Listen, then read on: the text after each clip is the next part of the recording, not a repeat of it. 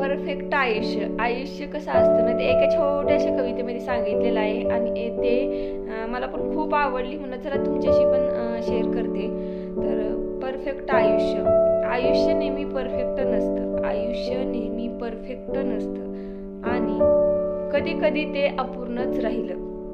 कधी कधी ते अपूर्णच राहिलेलं आपल्या मनात सगळ्यात जास्त घर करतं. कधी कधी ते अपूर्णच राहिलेलं आपल्या मनात सगळ्यात जास्त घर करतं. कारण प्रत्येक जण काही ना काही गमावूनच मोठा होतो. प्रत्येक जण काही ना काही गमावूनच मोठा होतो. कोणी नाती, कोणी माणसं, कोणी स्वप्न, तर कोणी स्वतःलाच थोडं थोडं. आपल्याला हवं तसं कधीच सगळं जुळत नाही. आपल्याला हवं तसं कधीच सगळं जुळत नाही. काही गोष्टी उशिरा मिळतात, काही गोष्टी उशिरा मिळतात, काही कधीच मिळत नाहीत. काही कधीच मिळत नाहीत आणि काही मिळूनही टिकत नाहीत. आणि काही मिळूनही टिकत नाहीत. पण शेवटी या सगळ्याला एकच नाव असतं, ते म्हणजे आयुष्य.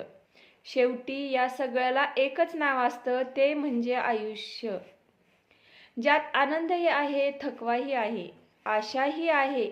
जे प्रत्येक जण आपापल्या मनात शांतपणे घेऊन फिरतो. आयुष्य परफेक्ट नसतं. आयुष्य परफेक्ट नसतं. ते आपल्याला परफेक्ट समज देतं. ते आपल्याला परफेक्ट समज देतं. घडून गेलेल्या गोष्टींना स्वीकारायचं. घडून गेलेल्या गोष्टींना स्वीकारायचं. घडून गेलेल्या गोष्टींना स्वीकारायचं.